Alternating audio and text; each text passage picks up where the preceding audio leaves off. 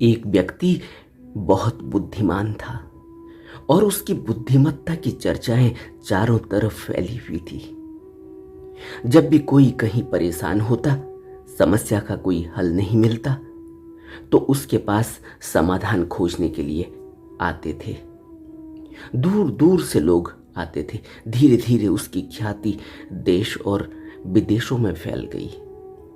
वो बहस करने में बहुत कुशल था, इसीलिए लोग जहां भी कोई विवाद में उलझते तो उसको बुलाकर फैसला करवा लिया करते थे। लेकिन वह अपनी इस बुद्धिमत्ता से कई बार परेशान भी हो जाता। जब वह किसी अपने चाहने वाले व्यक्ति का फायदा पहुंचाने के उद्देश्य से बहस करता तो उसे बाद में पछतावा भी होता, मगर वह इस बात को मन से निकालने के लिए बड़ा ही अजीब काम करता था। वह दिन भर के अपने कृत्यों पर विचार करता रोज शाम को, और जो भी कृत्य अकुशल है उसने अपने स्वार्थवश और अपने जानने वाले के लिए, अपने यार दोस्त रिश्तेदारों को फायदा पहुंचाने के उद्देश्य से किया है और गलत है, उन सभी कृत्यों को वह लिख लेता था और फिर कहीं एकांत में जाकर 3 मुट्ठी मिट्टी जमीन से निकालकर उस लिखे हुए पत्र को, उस लिखे हुए कागज को जमीन में गाड़ देता और ऊपर से मिट्टी डाल देता। इससे वह अपने गलत कर्मों को मन में से भुला देता और फिर से साधारण रोज की तरह जीवन जीने लगता था। यह उसका अपना तरीका था। इस तरह से वह सबसे ही बातचीत करता। कभी ऐसा नहीं हुआ कि वह किसी से बातचीत बहस के बाद उसका उस व्यक्ति से बोलना बंद हुआ हो। उसका मानना था कि वह सब भूल गया है, उसने अपने बुरे कृत्यों पर मिट्टी डाल दी है। जब वह व्यक्ति बुजुर्ग होने लगा और लोगों से मिलना जुलना कम होने लगा, अपने एकांत में रहने लगा, तब उसे पीड़ा और तकलीफ बढ़ने लगी। पूरी जिंदगी लोगों के संपर्क में रहने की वजह से, एक जगह से दूसरे जगह का भ्रमण करने की वजह से उसका मन इतना चलायमान हो चुका था कि अब उसे अकेलापन काटने लगा। पूरी जिंदगी उसको अकेलापन कभी लगा ही नहीं, मगर अब वह अकेलापन उसको बहुत परेशान करता। वो बहुत कोशिश करता अपना मन लगाने की। कभी किताब पढ़ता, कभी धर्मशास्त्रों को पढ़ता, कभी किसी को बुला लेता, बातचीत करता, अपने सारे कामकाज खुद करता, थोड़ा व्यस्त रखता अपने को, मगर फिर भी उसका वक्त काटना मुश्किल हो जाता। और रात उसकी बहुत डरावनी होती, क्योंकि अब उसको नींद भी आनी बंद हो गई थी और वही पूरी जिंदगी के वाद विवाद के ख्याल कि उसके साथ ऐसा हुआ, उसके साथ ऐसा हुआ, वही उसको रील की तरह, एक चलचित्र की तरह चलते थे उसकी स्क्रीन पर। अब उसका भ्रम टूट गया कि कोई भी गलत कर्म करके कागज पर लिखकर मिट्टी डाल देने से और जमीन में दबाने से वह सब भूल जाता था। यह भ्रम उसका टूट गया, क्योंकि सारी पुरानी बीती हुई घटनाओं का ख्याल उसको अब इतना ज्यादा उसके मन पर बैठ गया, तो उसको यह बात समझ में आ गई कि वह सब उसका ख्याल व्यर्थ था, अपने को धोखा दिए जाने वाली बात थी। कुछ वक्त के बाद उसकी यह हालत हो गई कि वह मुंह से बोलता ही रहता।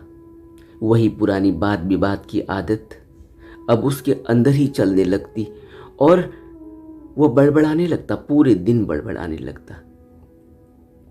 एक दिन उसे बैठे बैठे ख्याल आया कि वह गुरु महाराज के दर्शन कर ले, जहां वह अपनी जवानी में साल में एक बार भंडारे के दिन जाता था। वह घर से निकलकर वहां चला गया, गुरु से मिला प्रणाम किया। तभी गुरु ने कहा कि मनुष्य अपना पूरा जीवन, पूरी जवानी इन्हीं व्यर्थ के काम धंधों में, वाद विवाद में गुजार देता है, यह समझकर कि वह हमेशा ही ऐसा ही जवान बना रहेगा। और वह ज्यादा समझदार है, दूसरे के विवादों का हल कर सकता है, उसके अंदर बुद्धिमानी ज्यादा है, दूसरे के अंदर कम है। वह अपने अहंकार की वजह से अपने को बहुत बड़ा और बहुत समझदार मानता है। और जब वक्त बदलता है, शरीर का ढलान शुरू होता है, तब वह मन में लगी हुई आदतें हावी होने लगती हैं। अब बेचारा मनुष्य यह सोचता है कि बुरे कर्मों को करके उन पर बाहर से मिट्टी डाल देने से वह कर्म भूल जाएंगे। मगर कर्म और फल का नियम ऐसा नहीं कि इतनी आसानी से धुल जाएगा, मिट जाएगा, खत्म हो जाएगा। एक एक कर्म का हिसाब देना होता है।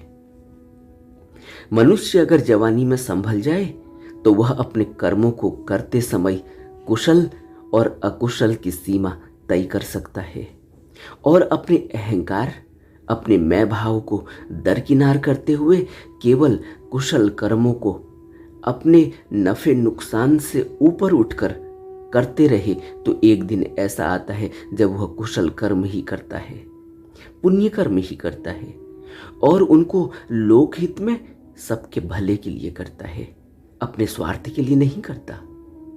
इससे वह जीवन के अंत तक शांत मन से, खुशी और सुख से जीवन जीता है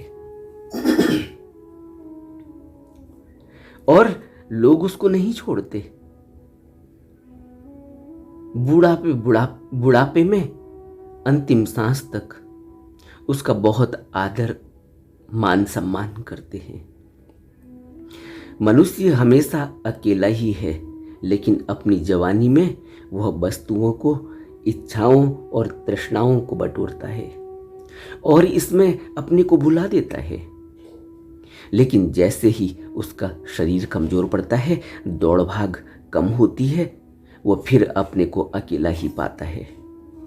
अब मन वह सब दौड़ भाग के दृश्य दिखाता है, क्योंकि वह समस्त दौड़ भाग उसने अपने स्वार्थ के लिए ही की होती है। अब उसे वह कचोटती हैं, दुख देती हैं और उसके बार बार आने का कारण बनती हैं। तब गुरु ने कहा कि तुम जवानी में नहीं समझ सके, अब जो भी वक्त बचा है अपने वाद विवाद की आदत छोड़ दो, अब चुप हो जाओ। लेकिन अब यह तुम्हारे बस में है नहीं, क्योंकि अब तुम्हारा मन तुम्हारे बस से बाहर हो चुका है, उसका कंट्रोल तुमसे छूट चुका है। अब तो वह तुम्हारे बस में नहीं, अब वह आवारा हाथी की तरह हो चुका है। अब इस मन को सिर्फ गुरु मंत्र से ही कंट्रोल किया जा सकता है।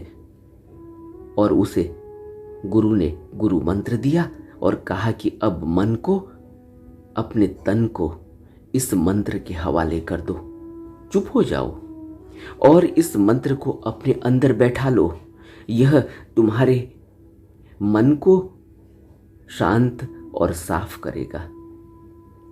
मनुष्य को समय रहते अपना भला कर लेना चाहिए, मनुष्य जन्म सफल कर लेना चाहिए।